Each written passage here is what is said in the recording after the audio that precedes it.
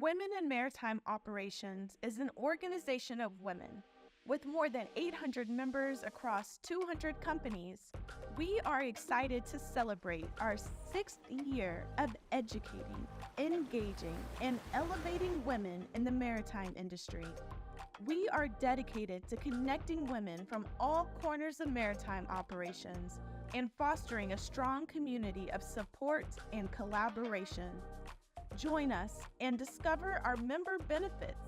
We offer a variety of in-person and virtual events so members can participate regardless of geographical location. To learn more about WIMOs and how you can be a part of this incredible journey, visit www.wimos.org. Welcome back to Between the Levees. Let me begin by thanking our sponsor, WIMOs.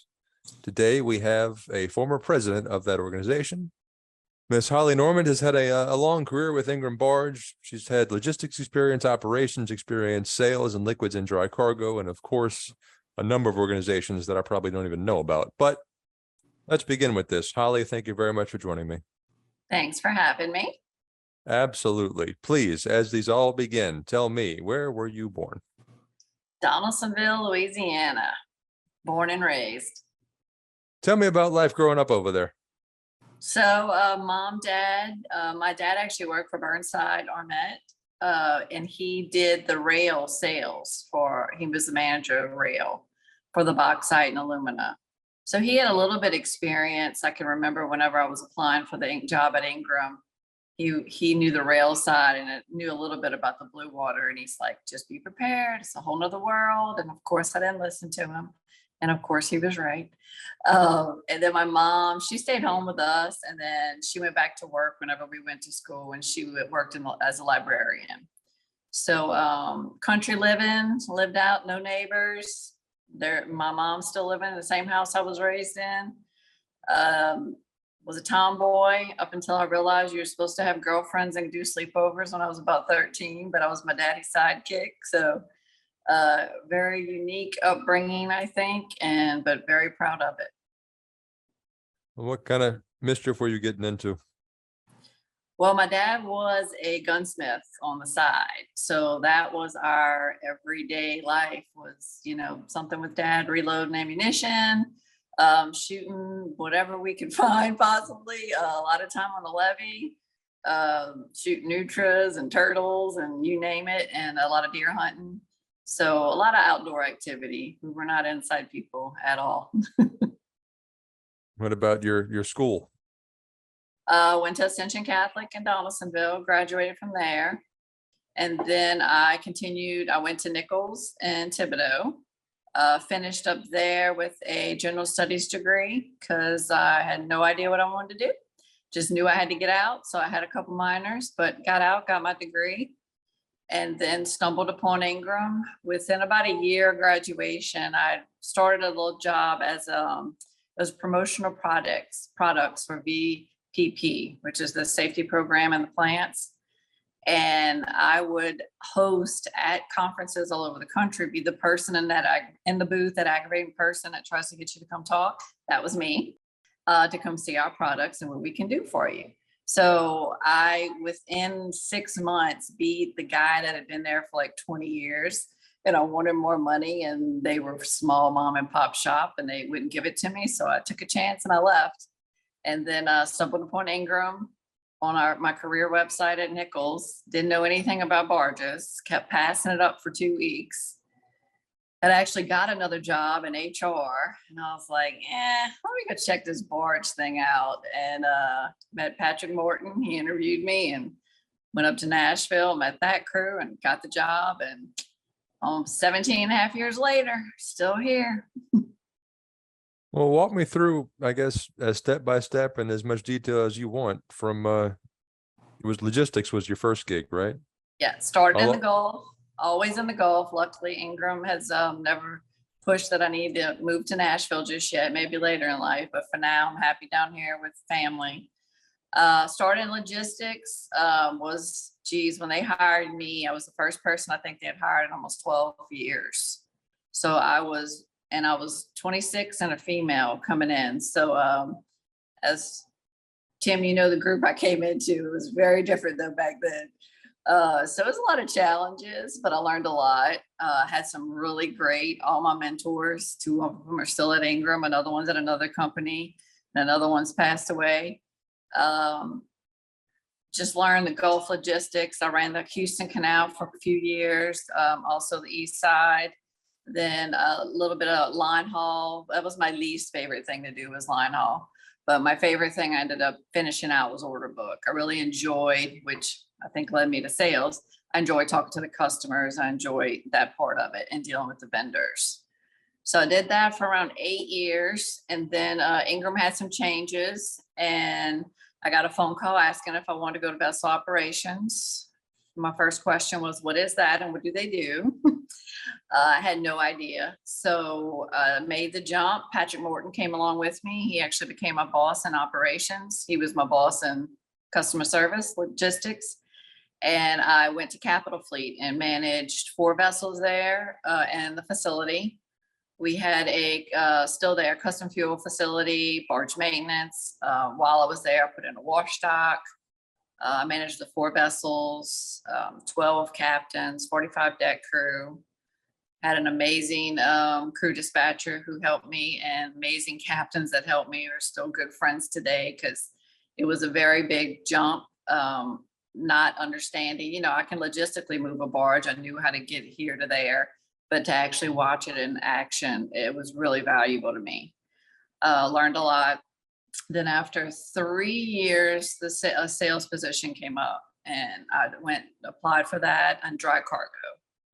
And I had had a couple people through the years say, eventually this is, maybe your end. And everybody always asks, what's your goal? What's your goal? And I was just working. I'm just happy to be here. Love the company, getting along, moving up. I'm happy. So that's when I really started like, all right, I gotta get a career path here. Like, I can actually do different things and not just stay in one job. It's a different view than it was probably 20 years ago. So when the sales position came up, applied, got it, moved to dry cargo sales. Frank Abel was still down here, and he hadn't retired yet. So I trained with him for about a year before he retired, and took over his accounts. And then I think by the time I left dry cargo, I had up to 26 accounts. And when I got it, it was under 20. So grew that, enjoyed that. And then was looking for another change again. And John Roberts is like, hey, I got an idea. You want to try liquids? And I was like, that's the only thing I hadn't done yet on this side of it. Let's go for it. So I started that. Actually, it just made a year at the beginning of this month. And that it is humbled me, because I thought I knew stuff. I don't know crap. And I'm still learning, because it is a very different world, a lot more detail. Different market, different customers. So it's been a big learning curve, but a good thing. It's challenging me. It's keeping me on my toes. So really enjoying that. Well, of course, you said you really never knew or thought about barges before you found that job listing. Tell me, what was, I guess, one of the most surprising things in your time in logistics? Gosh, in logistics, that's such a hidden industry. That I lived on River Road, like I mentioned earlier. I was on the levee every day playing on the river. I had no idea what was actually going on. So that's something that I do now. I work with Riverworks Discovery to talk to the high school kids and middle school and college, trying to pull people in our industry, because you may so many people live right on the river, and we have absolutely no idea what's going on the other side and how big of an impact it is to the entire economy of the world. New Orleans is one of the largest ports in the world. And, I know COVID brought it to light for some people to understand, like, if we're not operating, you're not getting supplies, and how barging affects that, not just ship traffic. So that's the biggest thing. I think I guess that's what got my blood and made me, I call myself a little river geek or a river rat, is that it's just so interesting. And when people ask you what you do, I try to explain, and I was like, I can't just tell you what I do. Like, it's every day's different. It's been different every day for 17 years, and it's going to be different every day till I retire. So that's the part that just grabbed me, is the uniqueness of it, and the the culture is so different than any other industry. You may have competitors and vendors, but everybody works together. I mean, there's some competition out there, of course, but you have relationships with your competitors. And that's something you don't really see in many other industries like we do. Anything especially surprising that you learned or saw in your time in operations? Whew, that's where all the money goes. I learned that quickly. I can remember in logistics, I'm only seeing everything go out. I'm not seeing where the money's going, I should say. And when I got to operations, and then what it really takes, shoreside people are needed. I mean, we are, but those boat guys, you can't do it without them. And if they can't do it safely and smart, then we're all in a bind and we don't have a job. So that really shined a big light on the importance of crews, keeping the crews happy, safety, how important safety is. That was a huge one. That was the biggest things I took from operations. Give me a quick rundown, I guess, of it's probably true across many industries, but I guess the sales process from maybe prospecting or just a new customer to the first barge loading. The beginning of most processes, first find out what they're moving. You need to know, you want to maybe build a relationship, because some people may move multiple products, but what they're initially inquiring about, can we supply anything for you? Can we cover that? So once you get through that, then establishing with credit, that's a big deal. You don't want to sell a barge to somebody who can't pay for it. So you got to find that part out. And then it's working with your logistics team. Once you get everything put together on that contract and your logistics teams, you're the face they may see up front and when it's contract negotiation and sales, but it's your logistics team that's like the backbone of that. And if you have a strong team, your customer's happy, and the less you hear from them because they're happy, the better your logistics team is. So, Tim, you were one of my faves and you left me. But I didn't have to worry much when Tim was handling my accounts in dry cargo. Well, we'll try to keep that going, whoever's at the helm over there. Let's see. Tell me how you got involved with the Women in Maritime Operations organization, and I guess your time so far with them. Yeah. So Casey Eckstein and Jenna Gode called me and said, hey, we're having a meeting. We're looking at starting this group of ladies with just women. I was like, all right. I mean, I'm typically the only woman in a room. At that point, it had been, I guess, about 10 years, a little over 10 years. And they're like, we're meeting in New Orleans, just real low key. Well, like 45 women showed up. We were at a beer garden, and it just ended up, the energy was just amazing. We all stayed for over 3 hours. It was like, where do you work? Where have you been? Who do you work for? It was eye-opening, and that really got my passion, I guess, going. And then within about 9 months is when Casey was leaving the industry, and she called me, and we had 100 members. It wasn't many. It was just in Louisiana. She's like, would you be interested in taking over? I was like, you know what? Yes, I'd love to. And it has been a roller coaster ride ever since. I don't even know the last number. I have stepped down as president about 2 months ago. The last number I saw, we were at over 800 women, 6 established chapters, I think over 10 seed chapters. It has just blossomed into a way for women to feel comfortable, an area for us to educate without feeling intimidated. Our most successful things are lunch and learns and webinars. Lunch and learns, we've got to go. I mean, these ladies are getting out and able to see shipyards, scrap yards, grain elevators, fleets, facilities. A lot of these ladies have done billing for 30 years and they've never seen a barge in person, never seen a dock, never seen a fuel flat, or never seen a tug. There's so many things that we all know we need those people in the background doing the billing and that side of it, but they've never been exposed to it. They just know what they see on a piece of paper. So that, I can remember our first lunch and learn was in Convent, Associated Terminals and ACBL hosted, and we had to cut it off at 80 women.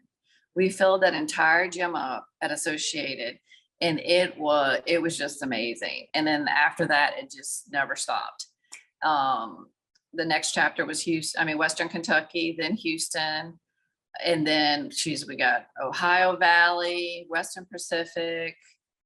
I'm missing somebody else in there. There's another one. So it's just blown up. The seed chapters, like I said, we've had women come to us from New Jersey, Florida, come to us. We're not, you would think we're like out there advertising it, and we are advertising it, but we're not pushing it for all these women are coming to us. They're like, hey, I want to spearhead this. I got this in my region. What do I need to do? Because I've got women that need something like this. So a lot of educational stuff is our main goal. Every year, one thing that I would do is I'd always have some type of leadership training. I'd bring in a speaker, some type of leadership coach, and maybe do a 3-part series or whatever, and have the ladies like do a survey. What topics are you struggling with? What topics do you want to learn about? And then the advantages of it, especially after this many years, like what are we bringing to the table is something that keeps getting brought up when you're looking at fees and dues and how much back when it was 100 people, it was no big deal. Well, looking at now, we're hosting pretty large events and getting pretty expensive speakers, but we're offering things and doing things for ladies that companies don't have to do. They don't have to pay to have you go to training. Like we did hazmat, we did CPR. We're doing, all these types of training and certifications you can actually get with us. So it's, $250 to be a member. Your company's saving sometimes a couple thousand if they're not having to do, leadership training, management training, you name it, so we've just bring in any idea that any lady could give us. We try to bring it to the table and find an expert on it and then have them teach us. So, but like I said, it is blown up. I did step down. It was so big. I couldn't concentrate with the new job. It was just a lot. So I knew it was best for the organization because I didn't want to sell it short because I love it so much. So Taylor has taken over now, Dickerson, and she is a rock star. And I have no doubt that's why I've been able to let go, because I knew she had it.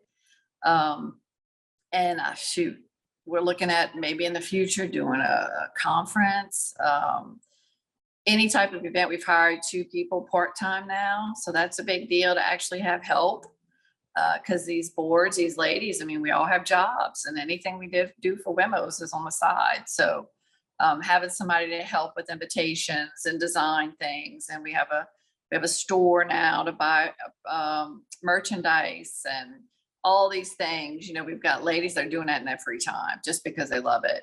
So we're now able to pay a few people, and I think the goal was by next year, we'll have one full-time employee that'll do nothing but WIMOs. So that'll be a very big help because it is a beast. Great. I'm glad to hear all that. Are you involved in any other industry organizations? So I mentioned Riverworks Discovery, where we'll talk to the high school kids. And then I'm also on the board for Mississippi Valley Trade and Transportation.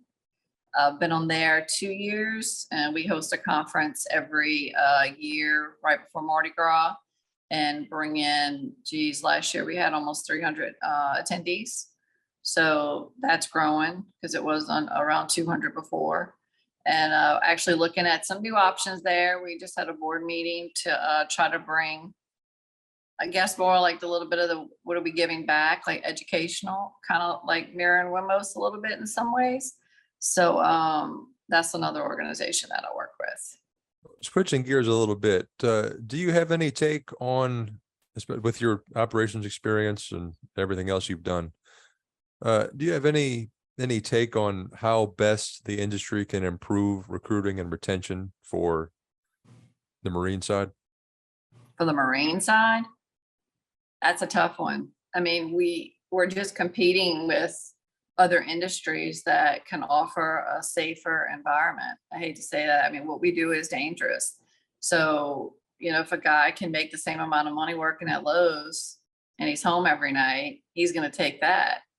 I know we've tried everything under the sun. I mean, I'm not in HR. I just know when I talk to the kids, the information that I get from our people.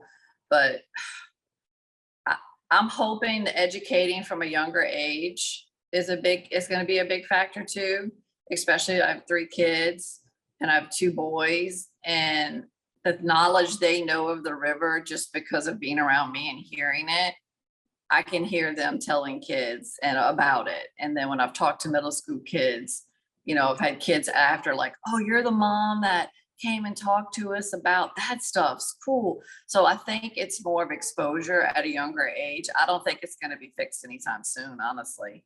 But I think over time, we just really need to catch and expose more and let people know what we do and get in front of the kids. Do you expect your boys to follow you into the industry? I don't know yet. My 14-year-old, I threatened him with summer jobs on a boat. So we'll see, but he's not old enough yet. And then the 10-year-old, not just sure yet. He says he's taking over daddy's construction company. So we'll see. My daughter, definitely not. She's 18 and she has no desire. A lot of careers have started as little summer jobs. In fact, I've heard from a lot of people on this little podcast about that. So maybe so. A lot. You never know. Do you have any message for the industry as a whole that might be listening to this, or any women that are, as I mentioned at the beginning, WIMOs is sponsoring this one, so I'm hoping it gains some viewership there. My biggest advice is, I've been asked this a few times and I've got a different answer every time. Don't give up. Don't let someone else knock you down.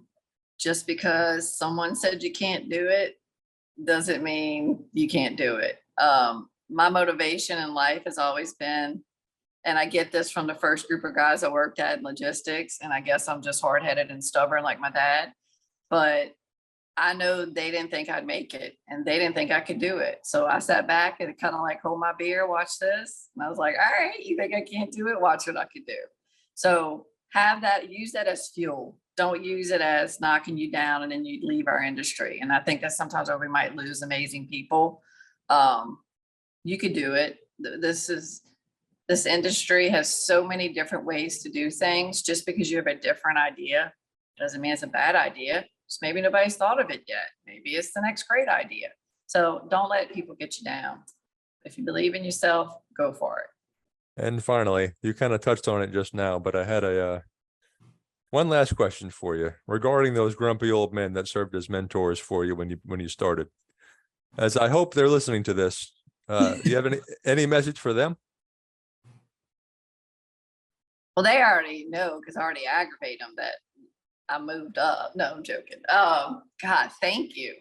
That's really the biggest thing. I mean, I still to this day learning, especially when I moved over to liquids, I go back to that base of how I learned things because I'm learning something new. And I went back to how did I learn logistics? And I'm using those tools that I learned 17 years ago and how some difficult people at the time, and they know I love them now, taught me, but it worked. So thank you. Because I wouldn't be what I am today without it, honestly. I really would. It toughened me up and made me see what I was made of. I think that'll do it. Thank you, Holly. Thank you. Appreciate it. This has been a production of Where You At Studios, LLC.